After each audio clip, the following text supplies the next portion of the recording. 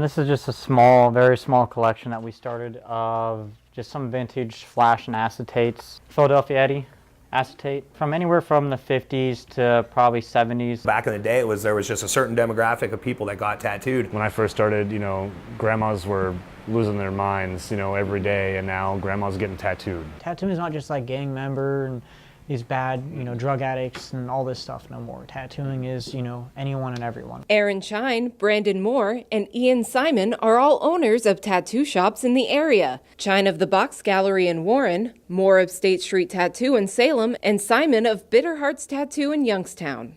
When I started, there were 3 shops in an hour's drive. Now you have 3 shops in a 5-minute drive. And we went from, a couple pieces a day to like slammed all the time. There's a lot of potential for growth there.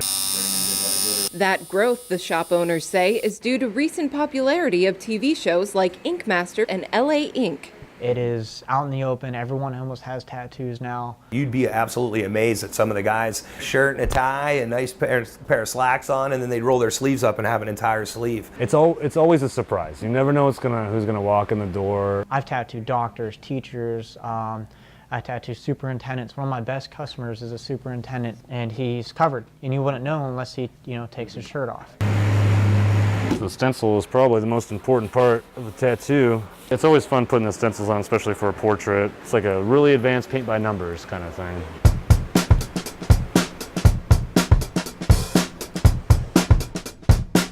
People still like traditional style tattoos. Photorealism, black and gray stuff is still really popular. Real illustrative stuff, really colorful, bold outlines. We joke about everything a lot, especially what's the main tattoos you're going to do that week, that month, or whatever.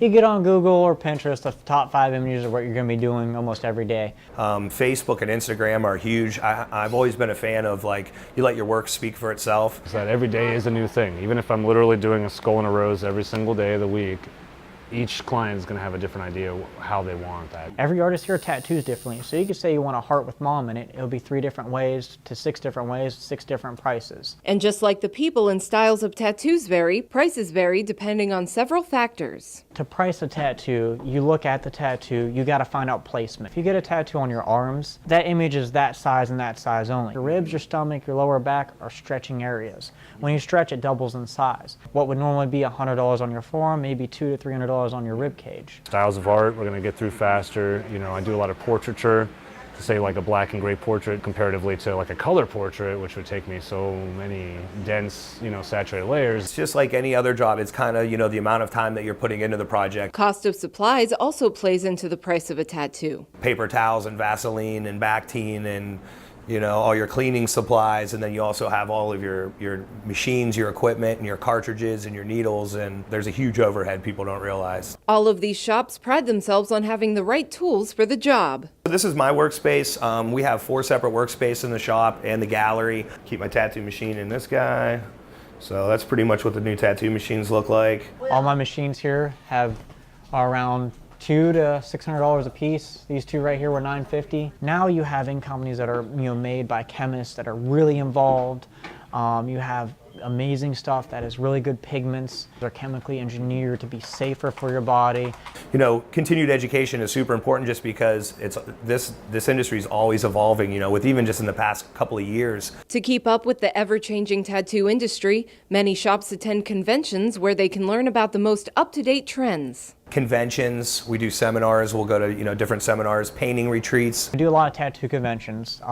We go and we usually take 6 to 8 artists with us to a convention. There's seminars where you can go and take seminars for building machines, tuning your machines, or tattooing. And tattoo shows used to be bragging rights for tattoo artists, and now it's really a showcase. With all the traveling I do, there's some stronger health departments, obviously like downtown Chicago, Orlando, convention centers, they're very strict.